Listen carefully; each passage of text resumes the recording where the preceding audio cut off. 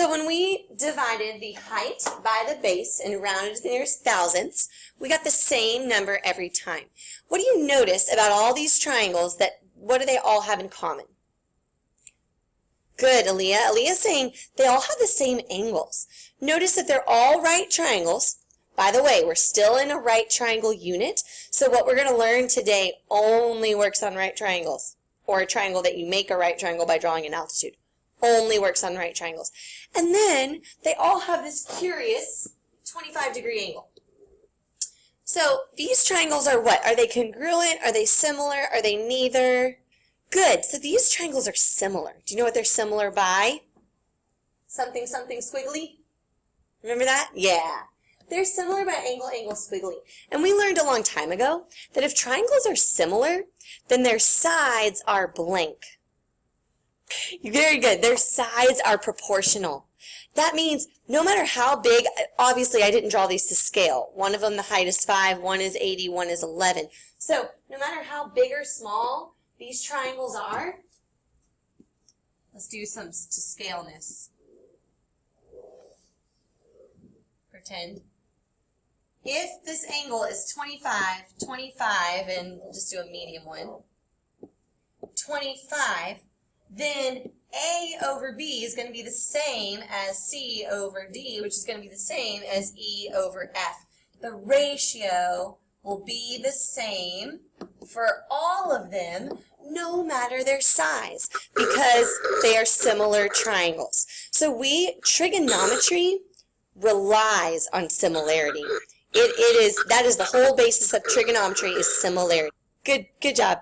All right, so the moral of the story, the reason we went through all these triangles is that, number one, you already know how to solve. You do Pythagorean theorem and you know x. Number two, you just learned how to solve.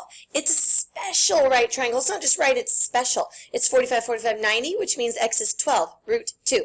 Number three, you learned how to solve. It's also special because its angles are 30, 60, 90, and we know x is 12 because it's 2 times 6. Number four, the moral of the story is that as of right now, you have no tools to solve for number 4. The angles are 20, 70, 90. That's not special. You can't do Pythagorean theorem. You don't have enough sides. Therefore, we need a new tool. We need a new strategy, and that is going to be trigonometry. The way that you solve for x, if you're wondering, sine of 20 equals 7 over x, and then you solve for x. But you don't know that yet, and that's what we're about to learn. The 3 trigonometric functions that we're going to focus on are sine, cosine, and tangent. These are the most common ones, and they are on your calculator. Sine, cosine, tan. So, trigonometry, kind of like in the warm-up, which I'll show you later, it's just a ratio. It's a ratio of 2 sides, which means it's taking a triangle and it's dividing 2 sides, and, keyword, I bolded it, it has to be a right triangle. So don't try to use trig on a triangle that's not right. Don't use trig there, because we do need that right angle for trigonometry to work. The triangles have to be similar. Trigonometry means triangle, measure. Trigonom, triangle, metron means measure. So we're just finding measures of triangles, which is what we did all last unit. It is my huge pet peeve to pronounce these trigonometric ratios incorrectly. So anyways, the way you pronounce these, this is sine. Everyone say sine out loud to themselves. Sine. Even when you abbreviate it, it's still called sine. Never, ever, ever say sin. Promise you won't say sin. We're not committing a transgression. We're not sinning. We're signing. Sine. Okay, the next one is cosine. Promise me you will not say cos. Just don't do it. It's a pet peeve. Okay, saying sin is a sin. There you go. Sine, cosine, and tangent. On that one, you absolutely may say tan. So sine, cosine. Very important. Very, very important in this unit. I want everyone to go to their calculator, and I want you to press mode. I want you to go to your calculator, and I want you to press mode. Mode. So notice how almost everything on the left side is bold. When you clear your calculator, it all goes to a default of all of those things on the left side being bold. But in this unit, we do not want to be in what's called radian mode. We do not want to be in radian mode. We'll learn about those later this year, and you'll mainly learn about them in pre-cal. We want to be in degree mode. So I want everyone to go over to degree. I want you to press enter, and I need degree to be highlighted. I need it to be dark. You need to do that every day. Every time you clear your calculator, when you do second plus 712 or however you clear it, it goes back to radian mode every time. So don't be in the habit of, so the default is radian, make sure you change it to degree. If you don't clear your calculator, you won't need to change it to degree after you set it. Okay, I want you to write these 3 scenarios down in your notes. You don't really understand what's happening with these yet, and I'm going to show you what these mean later, but I want to teach you how to solve for x in all 3 scenarios first. Because if you can solve for x for all 3 of these situations, then you are going to be really successful in this unit. So I'm going to give you a minute to write these down. All right, scenario 1. Notice in each of the scenarios, x is in a different place. Scenario 1, x is in the numerator of the fraction. Scenario 2, it's in the denominator. And scenario 3, x is actually in the tangent function, even though we don't know what that means yet. All right, I'm going to show you where this comes from. If I were to take, if I were to take this fraction and I were to put tangent of 23 over 1, I could cross multiply to solve for x. We're not going to do this every time, but this is going to show us how we're going to solve for x. So, x times 1 is just x. 19 times tangent of 23. So I'm going to write 19 times tangent of 23. Notice I wrote the 19 first. I wrote it first on purpose, and I want you to write the number first every time. Not the trig function, but the number first every time. All right, so 19 times tangent of 23. Go to your calculator and do 19 times tan 23, and you should get, we're going to round to the nearest hundredth, so 8.07. Next one, if I put this over 1 and I cross multiply, then I'm going to get 19 times 1 is 19 equals x times tan 23. Now, we need to solve for x. X is not by itself yet. The opposite of multiplying is dividing. So I'm going to divide both sides by tan 23. Cancel. So x is equal to 19 divided by tan 23. 19 divided by tan 23. And you should get 44.76. Now, what did we do on the first one? What was the operation? 19 times. We multiplied. So on scenario 1, I want you to write multiply. Scenario 2, what did we do?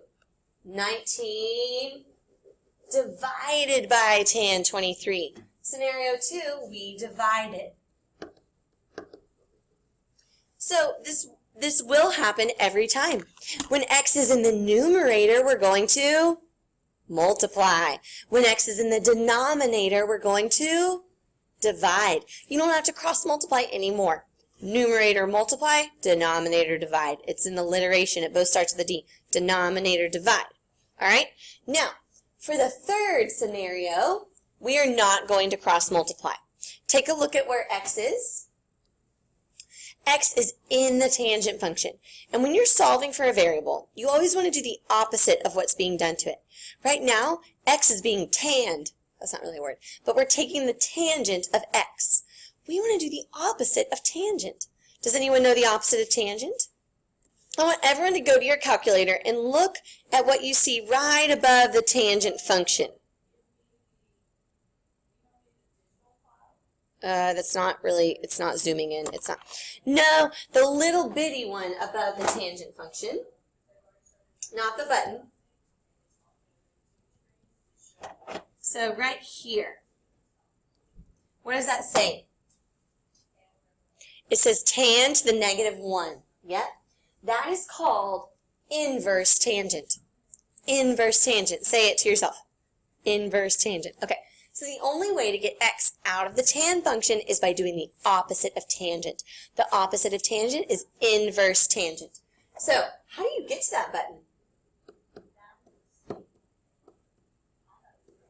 You press second tan. You press second tan. So I'm going to do second tan. Oh, get that away. 13 divided by 27. Were those the numbers? Second tan. So you get 25.71, right? I'm going to round it to 26, and I'll kind of tell you why we're rounding it to 26 later. It's because it's an angle, and we're going to round our angles to whole numbers. All right? So, 3 scenarios. X is in the numerator, multiply. X is in the denominator, divide. X is in the trig function, inverse of the trig function. Okay? So the reason I showed you the 3 scenarios is that you don't have to cross multiply anymore. You know from now on, when x is in the numerator, you just multiply. So everyone's going to their calculator and they're doing 35 times tan 54. And then on this one, everyone's doing 27 times tan 62. So I'm not having to figure anything out, I'm not having to solve anything, I'm just needing to press the right buttons, right? 35 times tan 54. Let's make sure we know how to round correctly. 48.173. You don't bump 3 up because the next number's a 3. Doesn't bump it up. Next one, 27 times tan 62. We're just pressing buttons in our calculator. We're not solving anything. Ooh, this one's hard. 50.7. And then the 6 bumps the 9 up, so which will go. That one was tricky. Rounding to the nearest thousandth was tricky on that one. We'll tell you to round to all different things. All right. Scenario 2. We already did this one. Where is x now? It's in the denominator. Denominator divide. Make sure you put the number first, not the trig function first. 35 divided by tan 54. 27 divided by tan 62. So we're putting the number first, 35 divided by tan 54. 25.429. And 27 divided by tan 62. 14.356. Are we okay? All right, last scenario. We've already done this one. The last place x could be is stuck in the tan function. You need to rescue him. The way you rescue him is by pressing second tan. That is inverse tan. So you're pressing second tan, and this button comes up. And then you enter 15 divided by 39. You press second tan, and you enter 26 divided by 12. These we round to whole numbers because it's an angle, and like I said, we'll get to that more later. 15 divided by 39, 21 degree angle. 26 divided by 12, 65 degree angle. All right, 3 scenarios. It could be in the numerator, multiply. It could be in the denominator, divide, or it could be in the trig function, second tan. Okay, this is a very important thing to write down in your notes. I call it Trig Anatomy. I want you to write down that trig function and all the arrows pointing to what each part means. I want you to write that down. I'm going to give you time. Let's go over this. All right. So when we are writing down a trig equation, the first thing we write is the trig function, sine, cosine, or tan. Okay?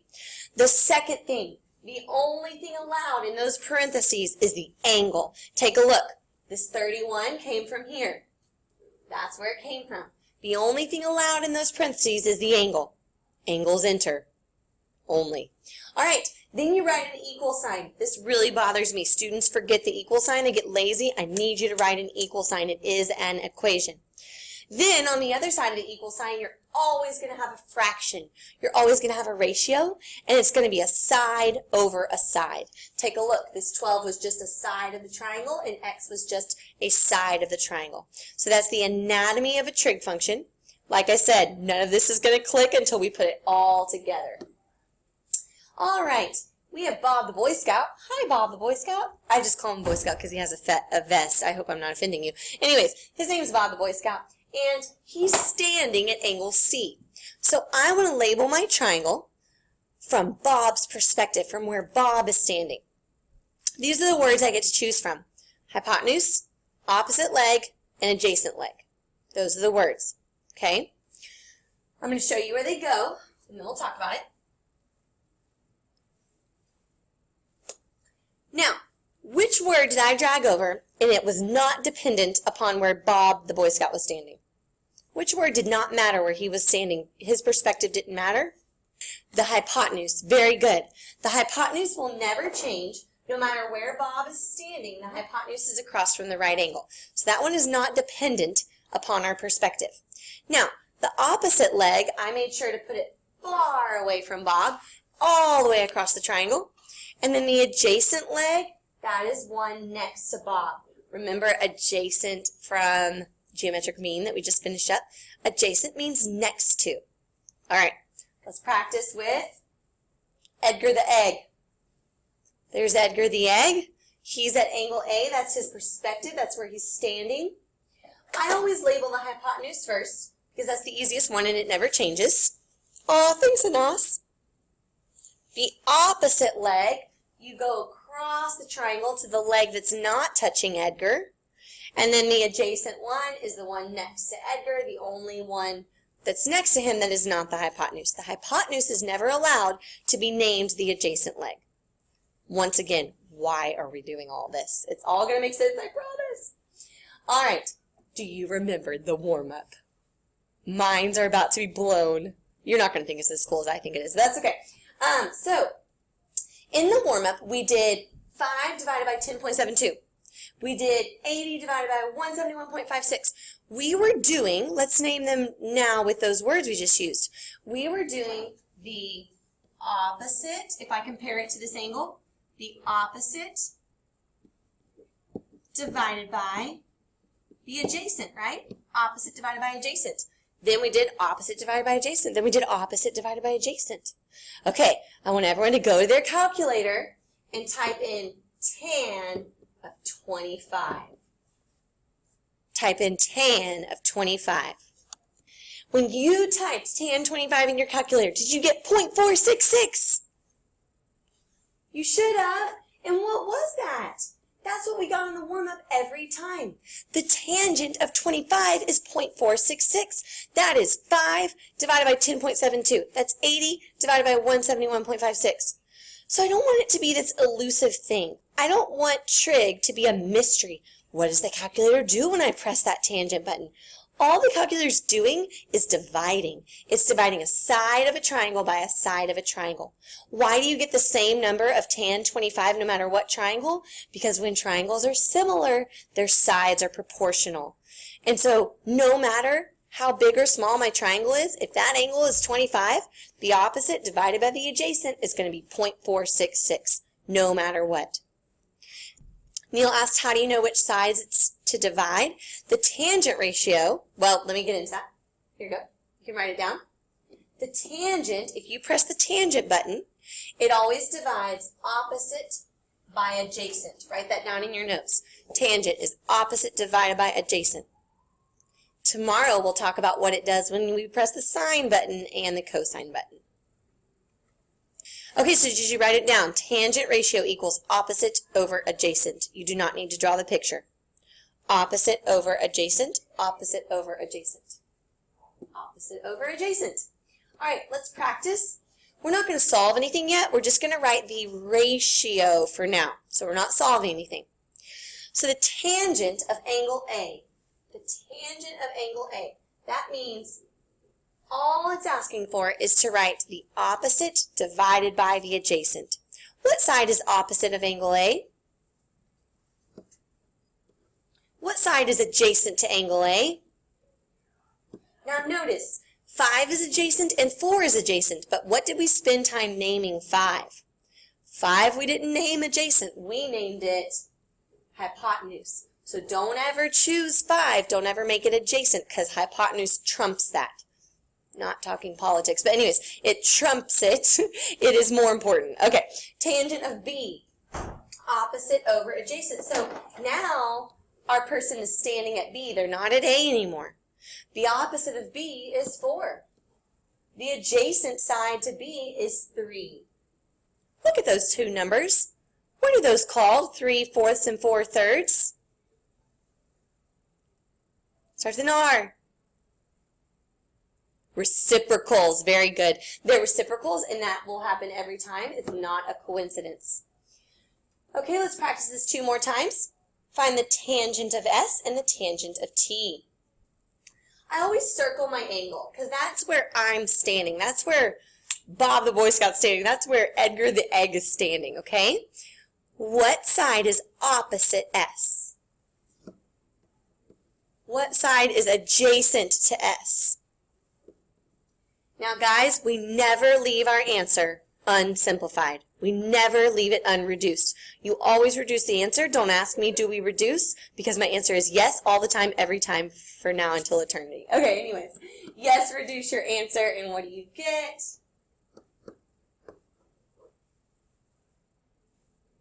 Cool.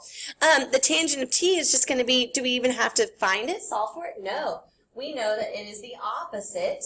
Not the opposite. It's the reciprocal of the tangent of S. Okay, so that's just writing the ratio. We didn't solve anything yet. We still haven't solved anything. This is all led up to this moment right here.